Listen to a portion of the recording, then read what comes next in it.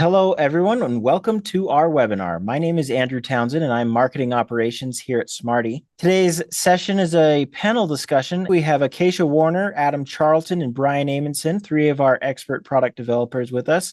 And I'll go ahead and let you guys introduce yourselves and a little bit of the expertise that you're bringing to the table today, and then we can dive into some of the questions. So let's go with Acacia first. Acacia, who the heck are you? Hi, my name is Acacia Warner. I'm a software engineer and I primarily work on our international products, especially international autocomplete. And I've been with Smarty for about 3 years. Excellent. Thank you for joining us. Let's go to Adam next. Hi, my name is Adam Charlton. I've been with Smarty now for 5 years. I work as a software developer. I work primarily with a bunch of our US products. A lot of the things that I've done here is work on the matching logic within some of our products, especially US Street. Okay, awesome. So we have a representative from international and a representative from US so far. That's great. And then Brian. Yeah, what can I work on if international and US is already taken? I don't know. You're covered. So my name is Brian Amundson. I've been with Smarty since 2018. And I'm sitting in the ball pit, as you can tell. We've got an official Smarty ball pit, and you can see in the background there the entrance to our official Smarty slide as well. We take our work seriously, but we also like to have fun as well. And I work primarily on international products as well, but I also kind of cross-pollinate with the US enrichment as well as US Autocomplete Pro. I've worked on those products right from the beginning of them. So excited Excellent. to be here. We're excited to have you guys here as well. We pulled just for here at the start, we pulled some questions off of our review site and the other questions we've pulled out of our support team's inbox. And so we'll be seeding with those questions. But again, if you have questions or you want to expound on anything, feel free to use that chat or Q&A, and we can bring that up to our panel. So the first question is, how do you handle the inevitable, but Google Maps shows that this address exists kind of problem? Maybe we'll take that to Adam as the US, and then we'll want to hear about that from an international perspective as well. Yeah, so I'm happy to start with that question. One of the best ways to approach this kind of question, where Google Maps will very confidently tell you that such and such address exists, and then you go over to the Smarty site or use some of our products, and we'll say pretty confidently, nope, doesn't exist. And that's really because we're trying to solve different things. Smarty really prides itself on being an address validation tool. And so our bread and butter is being able to tell you whether this address exists or doesn't exist. And within that, and allow our customers the best possible data in order to make decisions based on that information. Google Maps, as the name maybe implies, is a mapping tool. It cares less about whether or not an address exists or does not exist, and is pretty comfortable telling you where an address is, even if it doesn't exist. It has a hard time, Google Maps has a hard time saying no to users' requests sometimes, where at Smarty, our philosophy is more along the lines of we want to provide our customers, our users, with the best possible information, and being able to say to a user, yeah, we recognize your input. There is no address that matches this, instead of trying to stretch the user's input as much as possible to try and make some sort of match, is something that is very important to us. And it allows people to rely on the information that we give. A no is just as valuable as is more valuable than a maybe or a proper probably. That's our philosophy here. Yes. That's great. What about on the international side?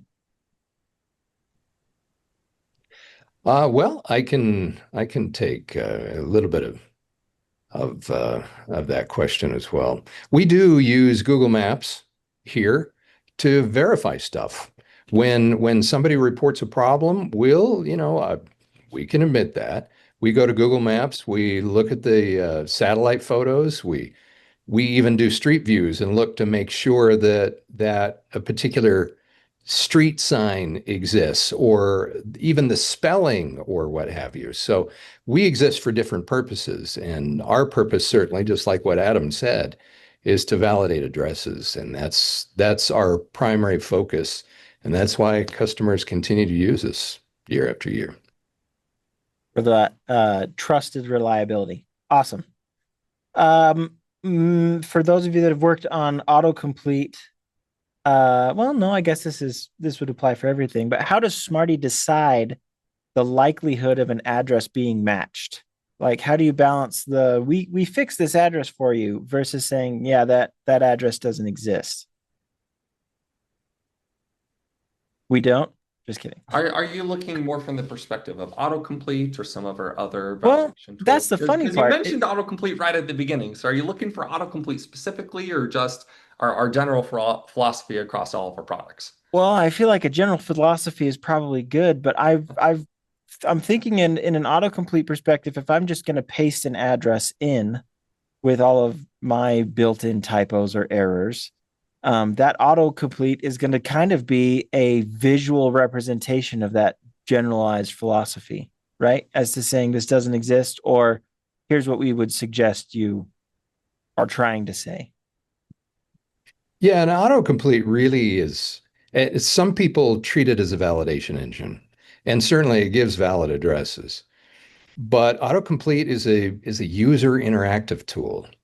And when you type things in one character at a time, we do our best to try to present valid options as quick as we possibly can. Um, in international, for example, it's sometimes very difficult to be able to determine and decipher what the user is typing in because address formats are so different across the world. Um, but we certainly do our best. When you copy and paste a full address into it, the confidence level goes way down. We want you to start typing and based upon the intellect of the user, continue to type characters and narrow down what address they're really going for, one character at a time. So that's kind of our philosophy on the international or the international and US autocomplete. What about the verification side? If I go to Smarty's single address tool, look up and I type in an address and hit show me results without using the autocomplete suggestions, how do we decide what gets fixed and what we just say no match? Yeah, and this is one that I can speak a little bit more to. This is a constant struggle and a constant discussion within Smarty, which is how far should we go to correct users' input? Like we mentioned sort of in the conversation about Google Maps, we really want to make sure that we give our customers the best possible data that we have. And one of the ways that we do that is by not stretching our users' input more than we're comfortable with in order to get a good match. And that gets into some really complex stuff. So you might imagine, street being spelled out or street being abbreviated. That's a really that's a very small fix, and we feel very comfortable making those kinds of changes. But then you start to get into larger and larger pieces where, oh, can you change west to east? Well, in sometimes you can and sometimes you can't. It really comes down to a judgment call. But then you get into very large changes like, well, the user put in New York, New York. We're not going to match to a very similar address over in California. That's just too much of a change. This is clearly not what the user intended with their input. And so, I mean, those are three examples from kind of along the spectrum of small to large changes. And it is a constant refinement process from Smarty trying to make sure that we try our best to make sure that we can match the user's input to the correct address. And that's really what it is. At what point can we change, can we help correct or fix user input to match to the correct address? Not just an address, but the correct address. And I mean, I've given three examples there of things that we do to try and help, but it is a constant refinement process on us trying to improve the quality of that service. It's kind of like a sort of if well, not really if then, but a logic statement where we've trained our tools to say this is a big change, this is a medium change, this is a small change. These are the things that we will allow, and these are the things that we won't allow, and this is where we want to draw that line.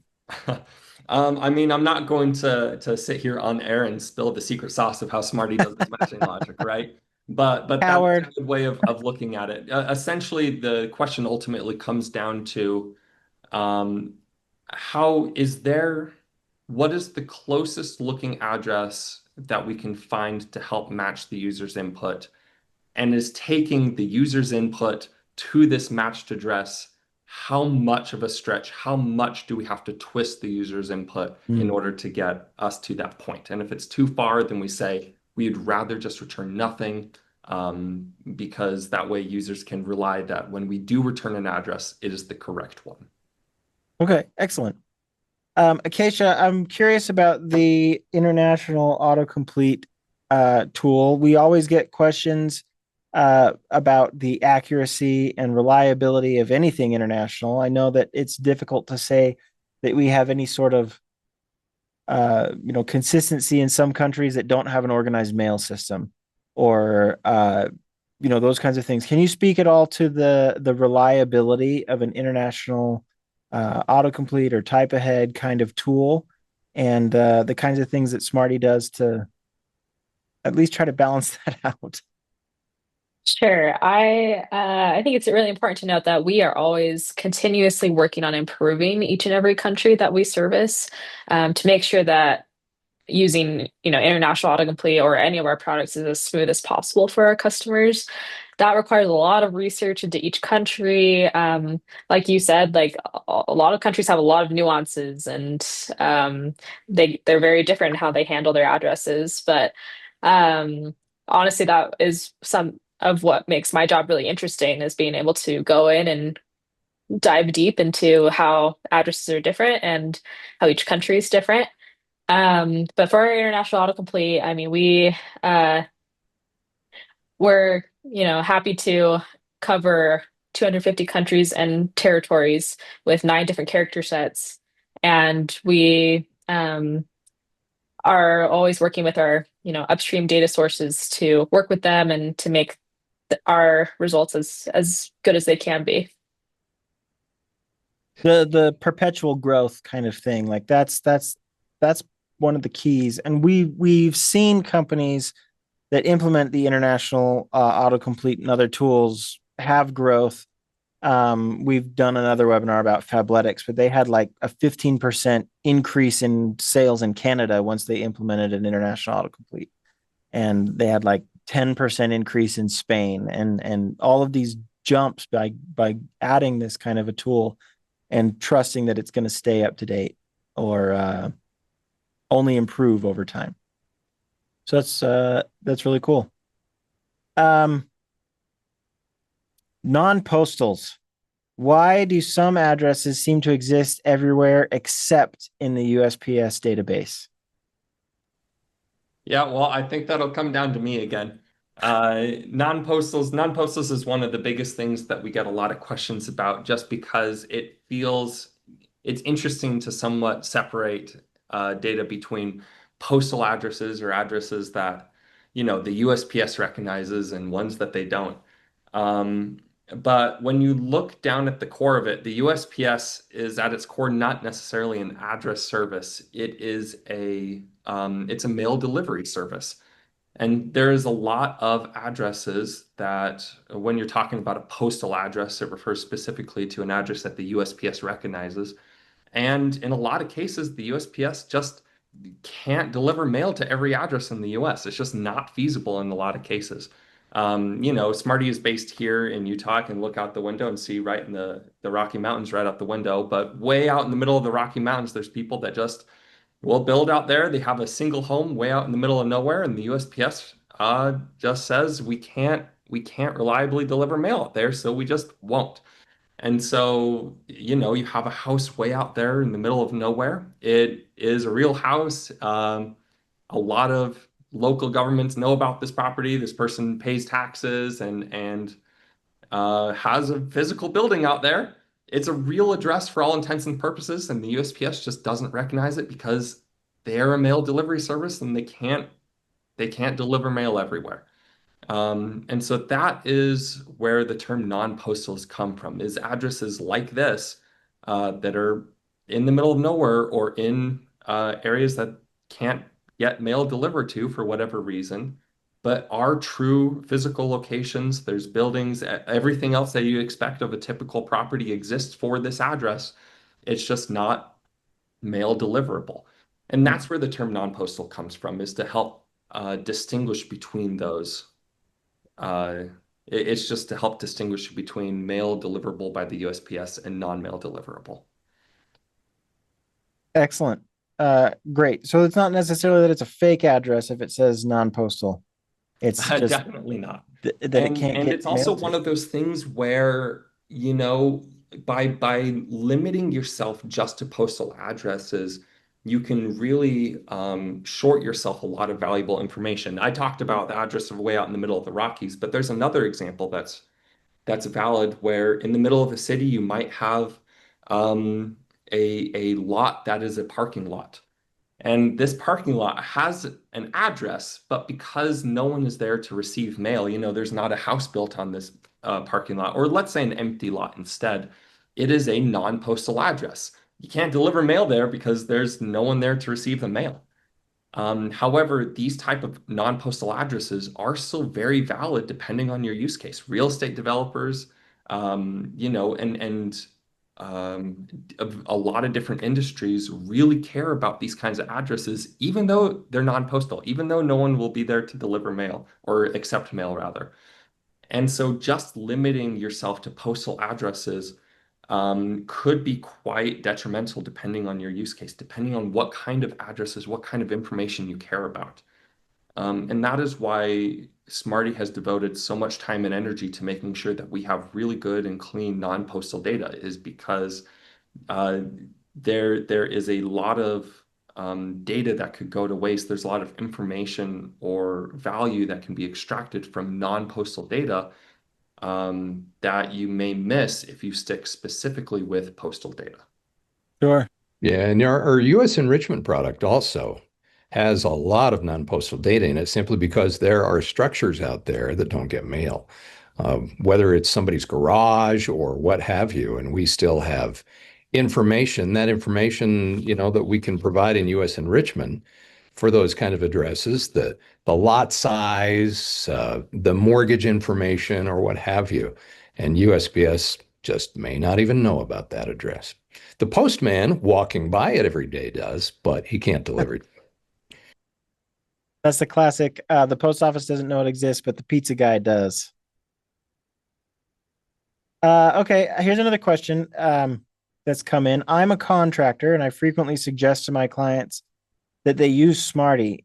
But in broad strokes, explain how you'd suggest that someone sets up their address validation for their database. And let's assume that that's international. How would you chase down or what's a best practice for setting up address validation for an international database? I can maybe answer this one. I think it's important to note that there are many different use cases. So it really does depend for your database, what kind of data, and obviously Smarty returns a lot of metadata about each and every address that we return. So it depends on what you actually want to store. But generally, I would probably implement an autocomplete, like something like international autocomplete on the front end, whatever's customer facing, because that makes it really easy for customers to just start typing their addresses and quickly get to a valid result that is in a format that's easy to consume.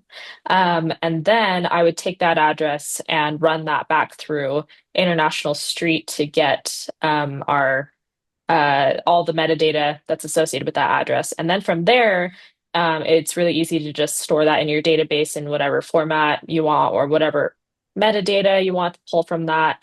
And then yeah, you'll have a really clean database that even for international and all the different countries and all the differences they have, you'll be able to store really easily the same data for each and every country.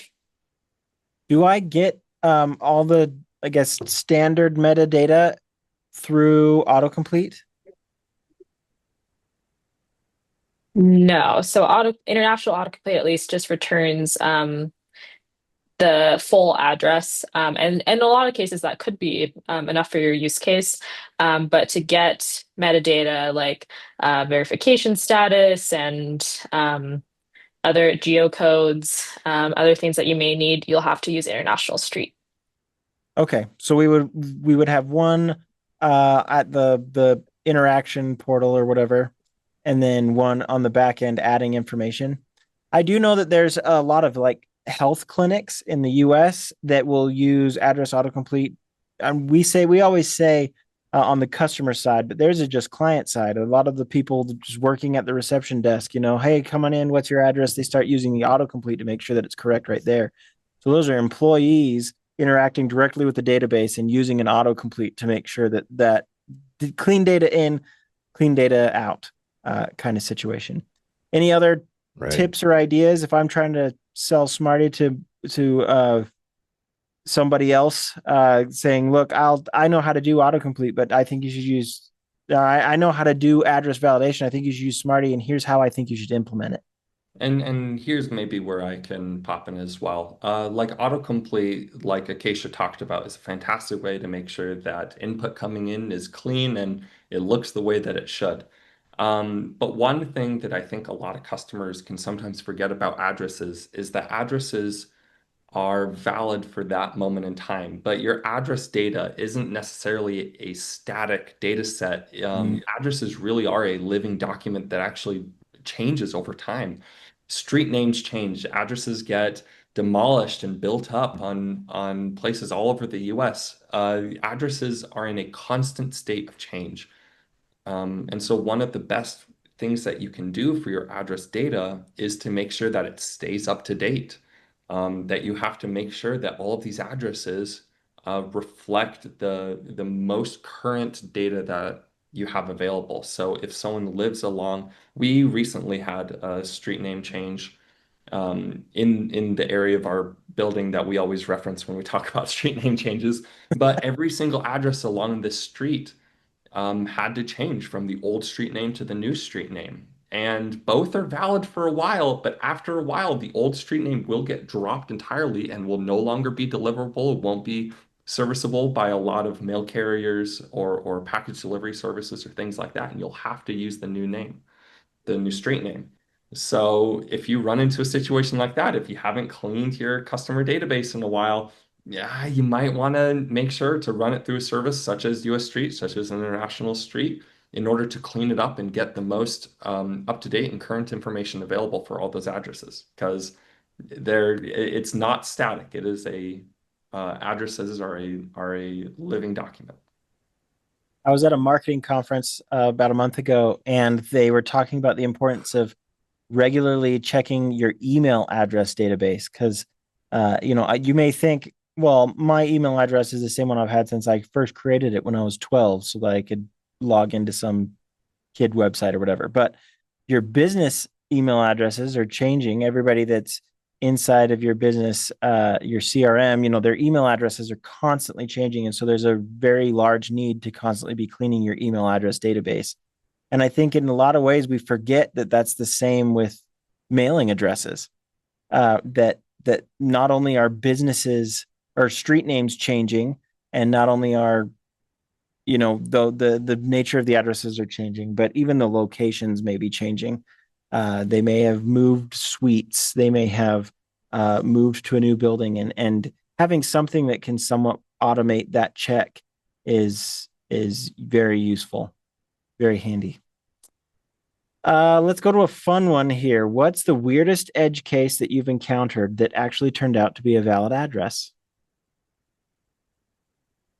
Without throwing any country under the bus, I guess. Because I imagine some countries all of them are weird. Third house after the windmill. I worked with U.S. addresses for a number of years before I went to international, and I'll tell you what, there are some really creative people making up addresses when they establish subdivisions or whatever.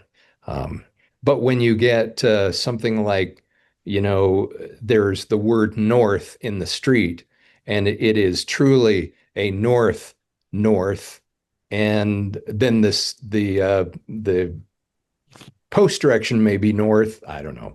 Then the city may be north, and sometimes you look at it and you say, "There's no way that is a real address," but it happens to be. Also, some very interesting street names too, um, that we've come up against over the years. Anyway, that's my feedback. Yeah, we actually we really like situations like this here at Smarty because I mean we're an entire company that deals with addresses. There's a bunch of address nerds here. Um, so there's a lot of internal communication when one of us sees like an interesting address scenario, we'll post it there and everyone will see it. Um, there's a lot of situations that we've had to deal with. One of the weirdest ones that I had to deal with somewhat recently was with leading zeros. And so there's a lot of streets out there where if you have a nine, let's say Main Street, a nine Main Street is different than a 09 Main Street. Those are two different addresses. And you have to deal with situations like that. A lot of people just say the 09 and go, oh, hey, that's not a problem. Drop the 09 Main Street, and you will get that. That is a completely different address than 09 Main Street, unfortunately. So that is one of the harder address edge cases that I've had to deal with somewhat recently. But there's Yeesh. all sorts of things like that out there. Man, who didn't go to math class? Or maybe it's going to math class that got us in trouble on that one. Yeah, 09 is different than 9, right? Have you seen weird ones, Acacia? I have one that was very interesting to deal with. But in the Netherlands, it is actually completely normal for street names to start with an apostrophe S. And obviously, as an English speaker, that's not something that we usually come across. So in researching that, I found that apostrophe S is actually a Dutch contraction of the which is like des in there in Dutch. So it's completely normal and completely valid to put an apostrophe S at the beginning. And so that was something that we had to deal with, and that was pretty fun. That's wild. An apostrophe S at the beginning of my street. I remember we found a bloodbath street one time. It was pretty creepy too to like see that street from the street view. We're just about out of time. Let me see if we can take any more questions. And if there's unanswered questions, we can always reach out to you offline as well. Let's see. Okay, we use the term match in a lot of different parts of our addresses. Can you break down the difference between like this one might be a little bit obvious, but DPV match code versus enhanced match in practical terms? Like when we're talking about match, how are we defining these things, and what is a when I get the results back, if I do a what's it called, the a bulk list process through Smarty, even through like a free trial, I'm going to get a column that has DPV match code and also a column called enhanced match. What are these definitions? Yeah, so DPV match puts this in the US street side, so I guess that puts me at liberty to answer it. And the difference with this really goes back to some of the differences that we talked about earlier regarding postal matches and non-postal matches. So DPV it stands for delivery point validation and is a specific thing that deals with the USPS or postal data. And so DPV match code, and you get all sorts of really interesting, unique kind of character codes that tells you what kind of match you got within the language of postal addresses or the worldview according to the USPS. And, this harkens back again to that non-postal conversation.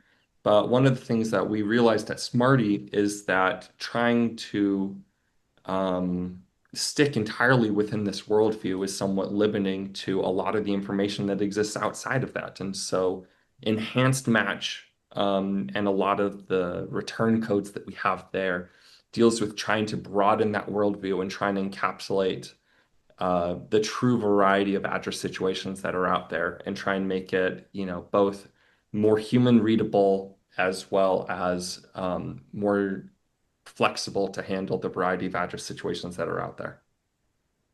Okay, excellent. One is an actual code that you kind of have to learn, and the other one tries to be more human readable Yes. as far as a result. That's great. That's great. That's all the questions we'll take for now. Thank you, everybody, for joining. I did want to do a little plug, a little shameless plug. In November, on the 11th and 12th, we're having a conference, a virtual user conference called Pinpoint. You can learn about that at smarty.com as well. We're going to have a session very similar to this one. We're going to double the size of the panel and ask the questions that Adam's uncomfortable answering.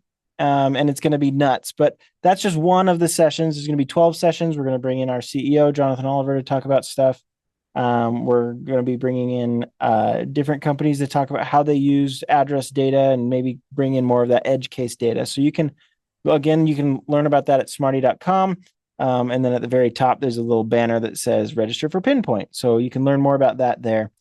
Thank you, Acacia and Adam and Brian, for joining us. Thanks, everybody, for your questions. We hope you found value in this, and we'll see you in the next interaction. See ya. Have a great day.